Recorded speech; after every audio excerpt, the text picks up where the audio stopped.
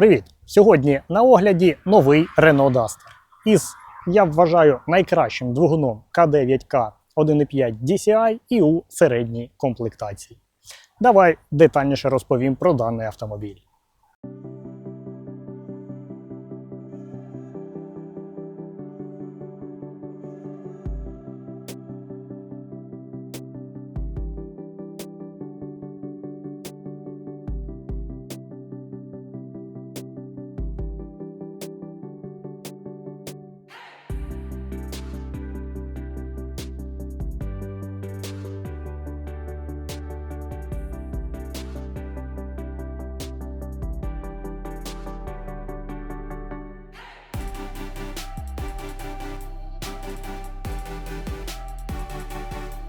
Маємо повністю нову зовнішність, маємо повністю нову платформу.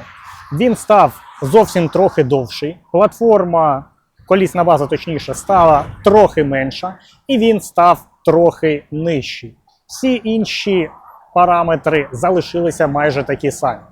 Але зовнішній вигляд, він має значення. Так, зовнішність може подобатись, може не подобатись. Але, як на мене, виглядає він сучасно. Він виглядає, скажімо так, у тренді сучасних кросоверів. Дуже класна виштамповка, дуже великі арки, пластик. Він виглядає молодіжно. Що може бути під капотом у нового Дастера? Це може бути бензинові двигуни 1.3 та м'який гібрид 1.2 трициліндровий. І це може бути божественний К9К. Саме такий і маємо тут під капотом. Саме про цей двигун розповім трохи пізніше. Давай подивимось, які ще є двигуни.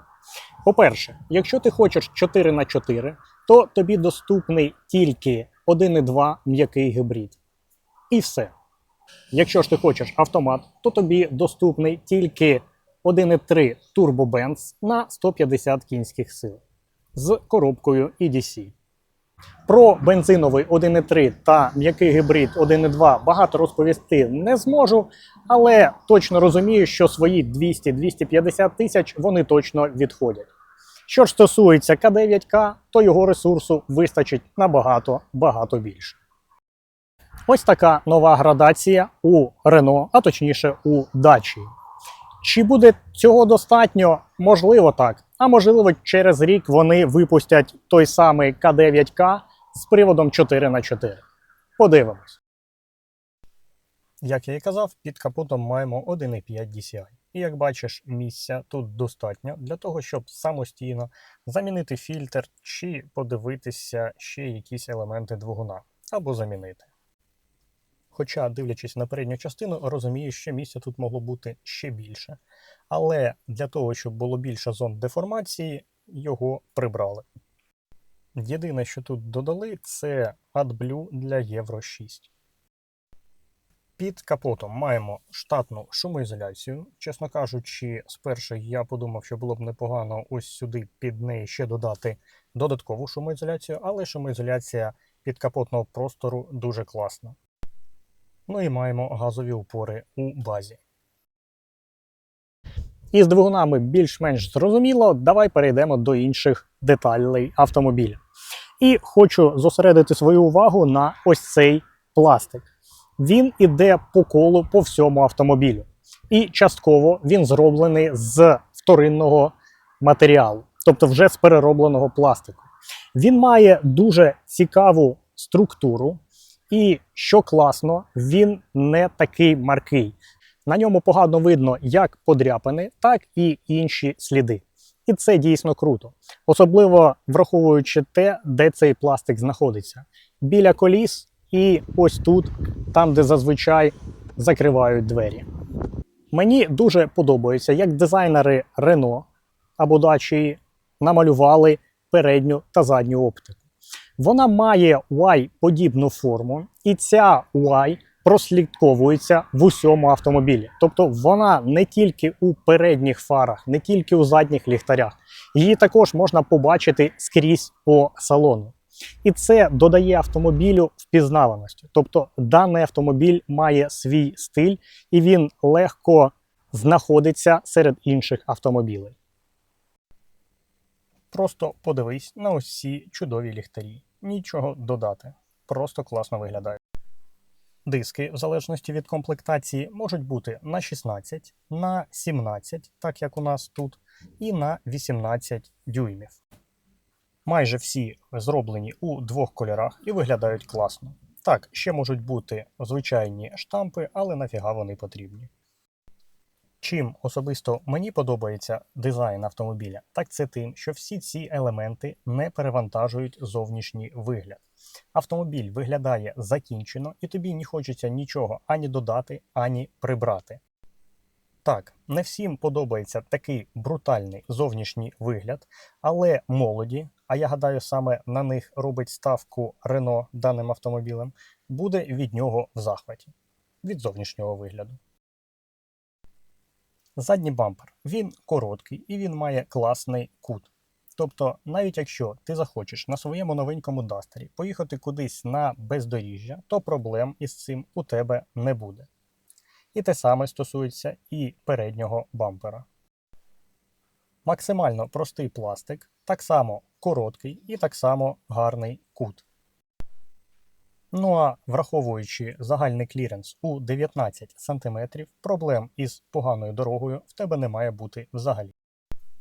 По зовнішньому вигляду третього Дастера це все, тож давай перейдемо всередину і покажу тобі його інтер'єр. А він набагато цікавіший, ніж у Дастера першого і другого покоління. Дизайнери тут зробили великий крок вперед, і тепер він привабливий із середини також. Сідаючи у новий Дастер, ти розумієш, що дизайнери зробили висновки з тих нарікань, які в них були на перший і другий Дастери, і зробили інтер'єр виразним.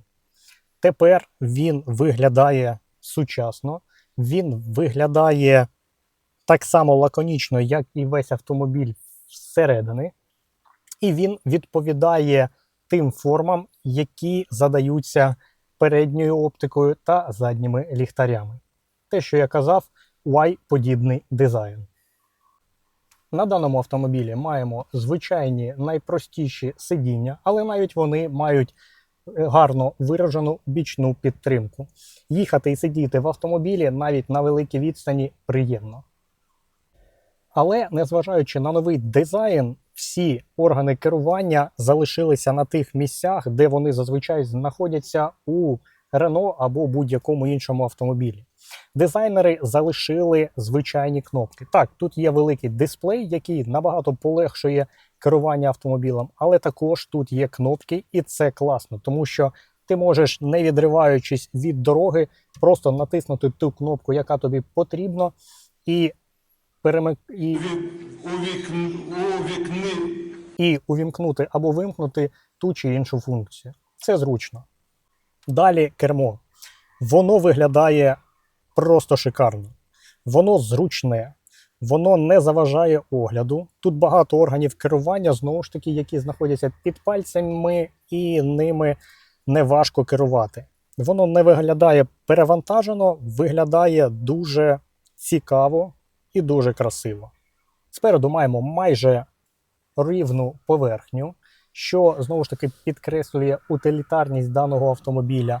Бачу дуже круту виштамповку на капоті, але оглядність ось цього лобового скла викликають деякі питання.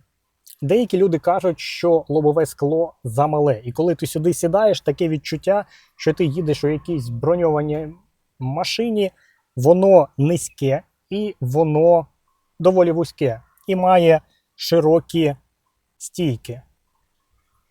Чи зручно це? Якщо ти їздиш за кермом більше року, я не думаю, що для тебе це буде проблема. Але для новачків, які хочуть все бачити, які хочуть відчувати так, що вони контролюють абсолютно все, можливо, це буде проблема. По матеріалах. Тут використовуються найдешевші матеріали, ніякого софтачу, звичайний жорсткий пластик. Але завдяки тому, як це все намальовано, Завдяки компоновці чорного і сірого пластику цей салон не виглядає дешево. Якщо подивитися з іншої сторони, навіщо утилітарному автомобілю якийсь дорогий софт-тач, який з часом може здиратися чи ще щось. Якщо тобі потрібно покласти ключі, інструменти, будь-що, ось цей пластик підходить максимально. Тобто подряпини на даному пластику не будуть виділятися так, як на дорогому матеріалі. А от що мені не дуже подобається, так це висота ось цієї карти. Так, воно створює одну єдину лінію із капотом, але якщо ти хочеш покласти сюди лікоть, тобі буде не дуже зручно це робити. Так само і сюди. Тобто було б воно трохи нижче, можливо, було б якось цікавіше. На водійській двері все зрозуміло.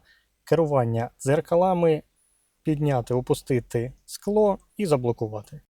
Навіть карти дверей мають ось цей Y-подібний дизайн. І виглядає це круто.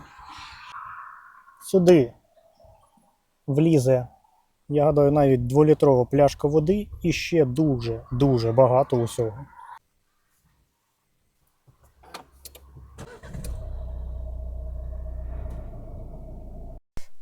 Спочатку не міг знайти тахометр, але ось це знизу зелені полоски і червоні 5-6 – це саме воно. Наскільки я зрозумів, зелена – це зона, де витрата палива буде мінімальна. Ну і деякі функції можна додавати на головний екран приборної панелі. По МКПП все просто, 6-ступка, проста, надійна, свої 400-500 тисяч вона відходить. Спереду маємо поличку, куди можна покласти телефон, де може бути безпровідна зарядка. 12-вольтна розетка, 2 Type-C, ну і все. Все просто зі звичайного пластика. Ну і бардачок. Звичайно, без мікролюфта, а 4 сюди має влізти, але розмір невеликий. На жаль. Я сподівався в утилітарному кросовері побачити щось більшого розміру. Вже у середній комплектації можемо мати 10-дюймову мультимедійну систему. Працює вона без затримок, не глючить і досить зрозуміла навіть з першого погляду. Бездротовий CarPlay підключив інтуїтивно секунд за 40. Ну і далі менюшка, через яку обираємо ті функції, які нам потрібні тут і зараз на даному екрані. Віджити можна змінювати за своїм побажанням або потребами. Маємо ручне стояночне гальмо. Маємо підлокітник, який можна висунути трохи вперед. Об'єм дозволяє поставити туди, наприклад, невеличку пляшку або склянку чогось. 2 підстаканники. Доволі зручно, простий матеріал, нічого зайвого. Дуже гарно виглядають ось ці йо-подібні дефлектори. По-перше, вони функціональні, по-друге, вони дуже класно намальовані. На них приємно дивитися. Маємо дзеркало у водія без підсвітки. Маємо ось таку сіру стелю. Доволі просто і, скажу так, виглядає воно добре. Маємо підсвітку, маємо, скоріш за все, датчик світла, якийсь моніторчик, ну і, в принципі, все. Пише він про подушки безпеки, тобто їхній стан на зараз. Відключені чи підключені. Ну і пасажир так само має дзеркало, але не має підсвітки. Максимально просто і зручно. Що ще сподобалось, тобто маємо виштамповку на капоті, маємо ось таку виштамповку на стелі автомобіля. І така ж виштамповка іде ззаду. І далі ця виштамповка продовжується у такому собі спойлері на кришці багажника. Ну а тепер давай подивимось на задній ряд сидінь. Задній ряд простенький, але зручний. 3 людей тут мають влізти, але їхати десь у далеку подорож втроїм ззаду буде не дуже зручно. Так само, найпростіші матеріали, ручка, підсвітка. Маємо дві розетки Type-C і все. Ані обдуву, нічого немає. Ну і ще невеличка поличка. Так само немає і підлокітника. По місцю його достатньо. Сиджу сам за собою, у мене 175 десь, і тут ще більше 15 см від колін до переднього сидіння. Тому позаду місця достатньо. Що стосується карти задніх дверей, вона так само повністю зроблена з пластика і десь 0,5 води туди має вміститися. Це система Y-Clip, куди можна чіпляти різні речі, але є один прикол. Якщо в тебе є 3D-принтер, ти можеш надрукувати і поставити сюди все, що тобі потрібно. Ось такий лайфхак. Маю до вас невеличке прохання. Є у мене друзі, які дуже полюбляють запалювати ночі на болотах. Гадаю, ти розумієш, про що я. І їм дуже потрібно відремонтувати один автомобіль. Я створю банку, QR-код буде десь тут, тут, або тут, або тут. І дуже прошу закинути туди 5, 10, 50 гривень для того, щоб сяяло на болотах яскравіше. Дуже дякую. Набирає швидкість Duster дуже впевнено. 260 Нм, 115 кінських сил. Дають йому дуже гарну динаміку як у місті, так і на трасі. По швидкісному режиму. На швидкості 120-140 км на годину Duster веде себе передбачувано, дуже добре керується. На відміну від Duster першого і другого покоління, третє покоління має досить гостре кермо. Я керую ним так само, як і своєю лагуною, тобто дуже чітко, куди я повертаю руль, туди повертає автомобіль. Ніяких кренів, нічого немає, навіть якщо ти полюбляєш шашки, гадаю, на Дастері це можна зробити. Це досягається, по-перше, за рахунок нової платформи, по-друге, за рахунок електропідсилювача керма. На першому і другому поколінні був ще гідропідсилювач. Робити заміри швидкості 0-100 не бачу сенсу, тому що це не спортивний болід і, скоріш за все, характеристики будуть такі самі, як у офіційного дилера. Але динаміки у ньому достатньо. Її достатньо для міста, її достатньо для траси, її достатньо для будь-якої ситуації. І все це стосується як 1,5 DCI, так і м'якого гібриду, так і бензинового турбобензу на 1,3. Відрегулювати сидіння водія у правильне положення не викликає труднощів і досягається доволі легко. По підвісці третього Дастера. Він жорсткий за другий, це 100%. Але він комфортний. Тобто це не та жорсткість, через яку тобі доводиться нехтувати комфортом, переїжджаючи через лежачі поліцейські. Це не та жорсткість, через яку тобі потрібно погано себе почувати, коли ти їдеш по поганій дорозі. Ні. Він жорсткіший, але він комфортний. Тобто це такий собі симбіоз жорсткості і комфорту. Машинка водночас і гарно керується, і дуже добре поводить себе на поганій дорозі. І це дуже приємно. Кілька слів про мультимедійну систему. Вона велика і швидка. І зрозуміло. Під час кермування дуже легко переключатися на те, що тобі потрібно, не сильно відволікаючись від дороги. Якщо хочеш послухати музику, бездротовий Apple CarPlay взагалі шикарна штука. Підключив і їдеш. І я гадаю, це саме те, що потрібно сучасному водію. Сів, підключився, увімкнув музику, увімкнув карту і все тобі зрозуміло, все швидко і просто. Якщо раніше Дастери брали здебільшого для сільської місцевості, беручи 4х4 з двигуном 1,5, то зараз м'який гібрид натякає на те, що автомобіль в більшості випадків планується використовуватись саме у місті. І 4х4 потрібно йому для того, щоб виїхати десь зі снігу. Це не для бездоріжжя, це не для офроуду. Це кросовер, і це потрібно розуміти.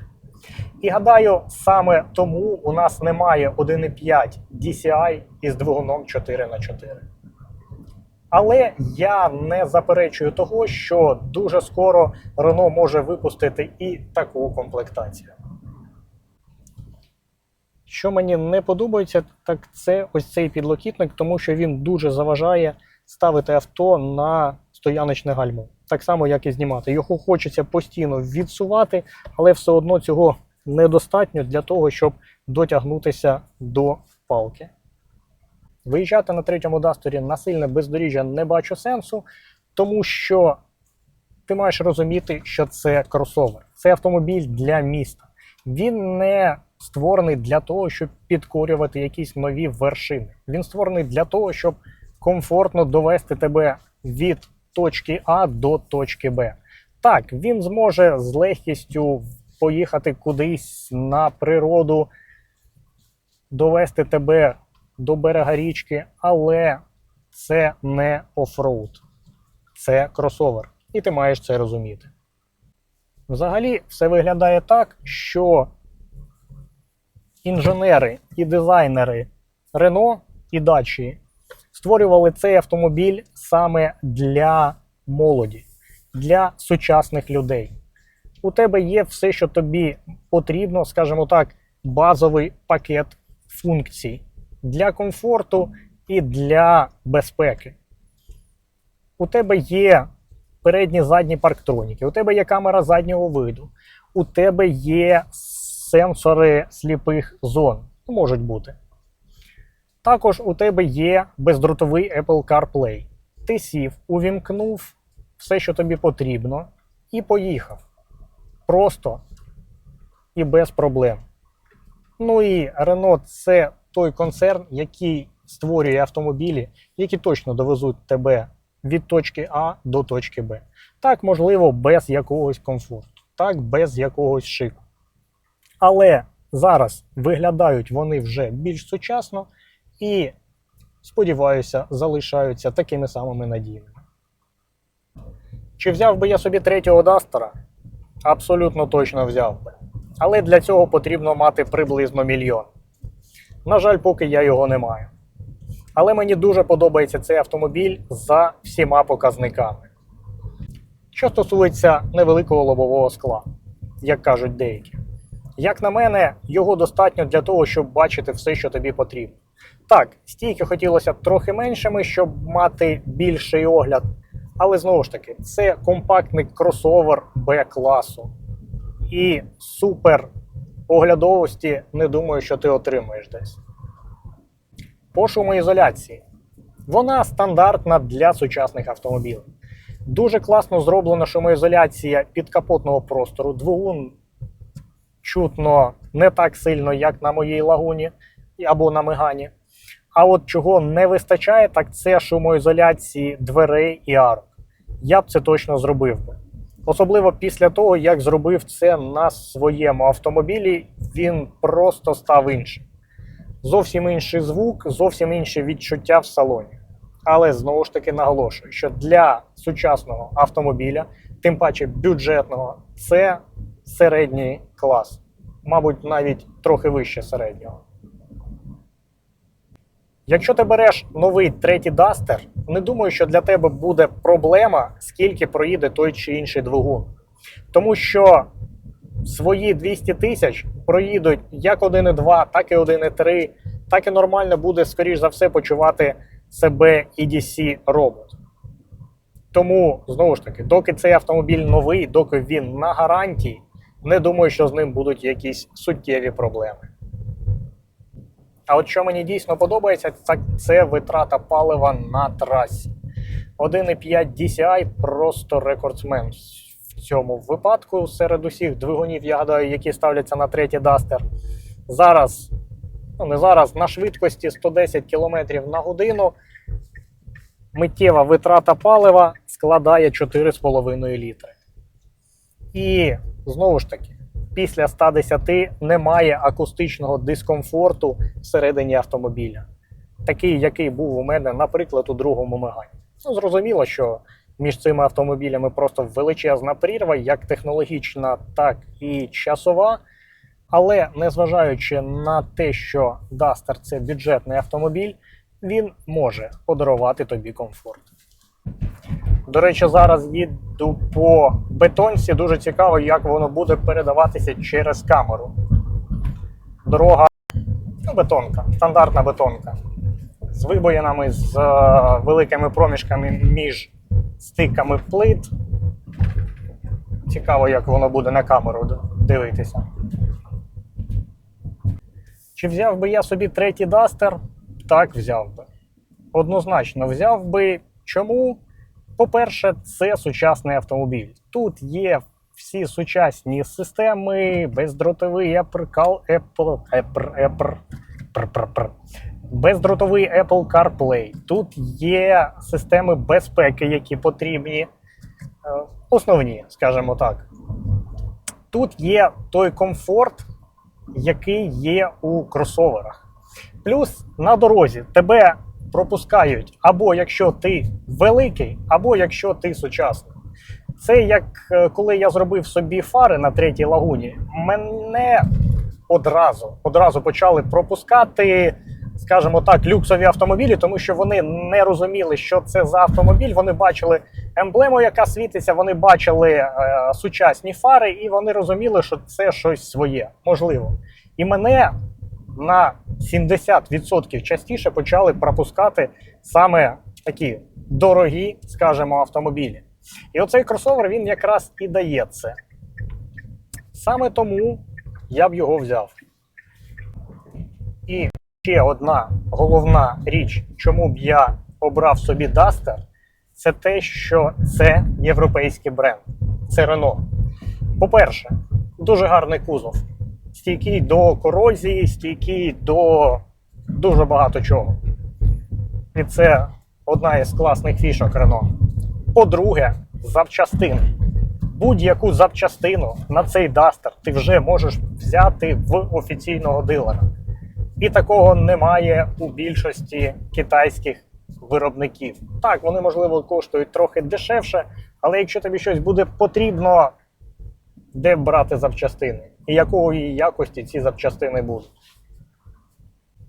Ну і відомі двигуни, які вже катаються доволі довго, ну окрім 1.2 м'якого гібриду. А про 1.5 DCI я взагалі мовчу. Цей двигун просто обслуговувати, робити ТО кожні 250 мотогодин і ніяких проблем з ним взагалі не буде. Про що ще не сказав, так це, наприклад, рейлінги. Їх тут можна ставити як уздовж, так і поперек. Причому змінювати положення можна досить легко, відкрутивши по одному болту з кожної сторони. Ну і ще багажник. Його об'єм 542 літри. Він просто здоровезний. А якщо скласти заднє сидіння, то буде всі 1650. Маємо домкрат, маємо підсвітку. І завдяки низькій підлозі поставити сюди можна все, що завгодно. Розетка на 12 вольт. Ну і купа різних гачків і йо-кліп. Єдине, що не сподобалось, це одна ручка, за яку можна закрити ляду багажника тільки з правої сторони, тобто правою рукою. Ну і маємо повноцінну запаску. Так, на штампі, але вона повноцінна, не докатка. В плані утилітарності багажнику 5 із 5 зірочок. Про камеру заднього виду. Точніше, про її роздільну здатність. Вона невелика, і ти бачиш пікселі на екрані. Але краще мати цю камеру, ніж її не мати. Плюс ти бачиш, куди буде їхати автомобіль, повертаючи кермо. Ну і нічний режим слабенький. Тож, які висновки можу зробити наприкінці цього огляду? По-перше, маємо сучасний автомобіль з усіма базовими функціями, які потрібні для міста, для кросоверу. По-друге, маємо стильний дизайн. Як інтер'єр, так і екстер'єр. По-третє, маємо непоганий двигун, як мінімум 1,5 DCI, для того, щоб комфортно почуватися себе як у місті, так і на трасі. Дехто каже, що Duster вже не той, що був раніше. Так, це не той Duster, що був раніше. Це новий Duster. З новим інтер'єром, з новими відчуттями, і він точно буде не зайвий десь у місті. Ти не будеш відчувати себе не в своїй тарілці, коли ти у ньому. Автомобіль притягує погляди, автомобіль зручний, автомобіль комфортний, і це все, що потрібно сучасному водію. Чи взяв би я собі такий автомобіль? Гадаю, що так. Він мені подобається. Він має гарну динаміку, він має привабливу зовнішність, вкотре вже на це наголошую. Він мені дійсно подобається ззовні. І він має зрозумілі для мене системи. І я розумію, що з двигуном 1,5 він приїде і 300, і 400, і навіть 500 тисяч, якщо вчасно його обслуговувати. Тобі ж дякую за те, що дивився це відео. Ще раз нагадую, на збір для ремонту автомобіля для хлопців, які запалюють на болотах. Буду дуже вдячний тобі за 5 гривень. Банка буде в описі, ну і, скоріш за все, QR-код. Ну а підтримати цей канал ти можеш, поставивши лайк цьому відео і підписавшись на канал. Дякую за перегляд.